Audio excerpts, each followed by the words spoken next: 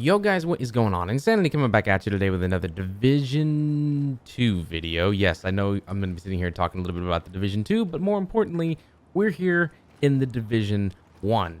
Yes, Lexington Event Center. Come on. How many of you actually tried to run this mission in the past? But more importantly, we're back with the old school Angry Grandpa Santa. The Santa suit is back in its true form. We're here in New York City. We're talking a little bit about Warlords of New York, and more importantly, the fact that the greatest gear set of all time, in my opinion, in Division's history, is about to make a huge comeback in the Division 2.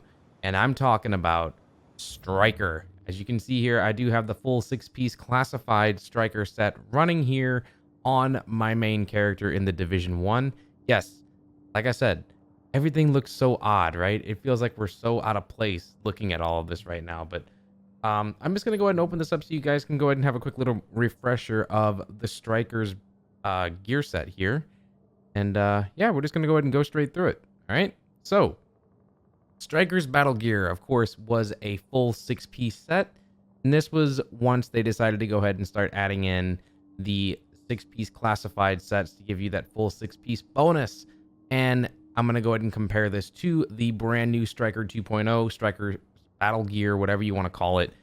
And I'm just going to call it Striker 2.0 in the Division 2 because that's what it deserves to be called. And how it all compares to what it is back then to what it is now. So in the Division 1, if you had a 2-piece set bonus for Striker, you got 20% stability. If you had a 3-piece set, you got 10% enemy armor damage. And if you had the 4th set, you had the Striker's Battlegear talent kicking into place, and that's where you got a little bit of this whole crazy stuff going off, and I'll go in and just explain it to you how it works. Basically, every consecutive hit deals 1% more damage, stacks up to 100%.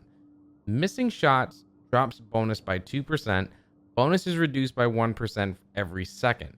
It is not possible to gain stacks and bonus damage, and is not applied while under the effects of EMP. Bonus is lost when exiting combat. So every time that you got out of combat, you'd have to start all over. Now, this is when the classified and higher versions of this come into play, which would be the 5 and 6-piece versions of this. If you have a 5-piece on, you get another plus 10% stability and another 5% enemy armor damage. And you have the 6-piece Striker's Persistence talent that kicks into play. And this thing is what really made Striker awesome. Every hit adds 2 stacks of self-healing bonus. Each stack is worth 0.01% of max health per second. Stacks up to 100 hits.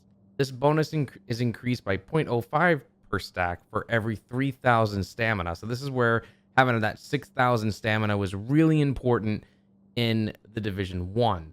Missing shots drops the bonus by 1 stack, and the bonus is reduced by 2 stacks every second. It is not possible to gain stacks, and the self-healing bonus is not applied while under the effects of EMP. Bonus is lost when exiting combat.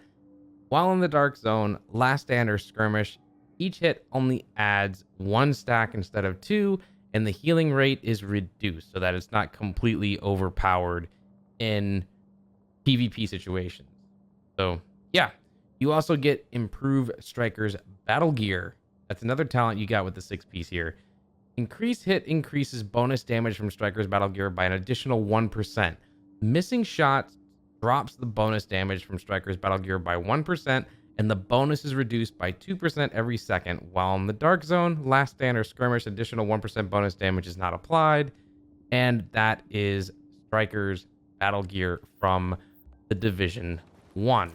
All right, so now you're probably sitting here thinking in your head, how is this going to be different in the Division 2, and how's it gonna basically play a little bit differently, and how's it gonna alter your gear further? Man, don't you miss this old healing ability? Just instantly popping a heal whenever you want, not waiting for armor to sit there and regenerate. Oh my god, it's just so great. I miss these days of DPS. Holy balls, man. All right, well, just to give you a little view there of how amazing Striker really was in the first game, let's go ahead and transition on over to the Division 2 and show you what Striker's Battlegear is going to look like in Warlords of New York. All right, now that we've gone ahead and moved back on over to the Division 2 and things look a little bit more normal now. Yes, I know that was very, nostalgic and makes you feel like, "Oh my gosh, I miss some of those amazing things, especially things like the original Striker set." Don't worry. Here you go. Here's your first look at Striker 2.0, Striker's Battlegear, the Striker set, whatever you want to call it. It's part of the season here in Division 2 when Warlords of New York launches on March 3rd. You're going to be able to start picking this stuff up.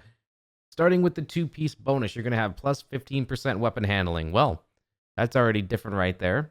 The three-piece is going to be plus 15% rate of fire, which perfect Allegro or Allegro in general, that is pretty freaking nuts. The fourth piece and above is where Striker's Gamble comes into play. And this is pretty much very similar to the four-piece bonus that we had over in the original game. Weapon hits, Weapon hits amplify total weapon damage by 0.05%, stacking up to 50 times.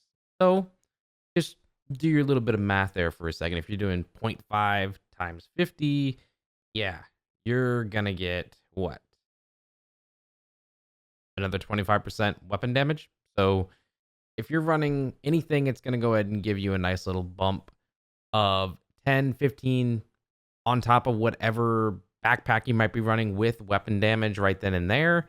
Yeah, I mean, it's going to become pretty freaking insane to try and get that particular roll. Maybe you can get a god roll of it. I don't know. We'll have to wait and see what happens there.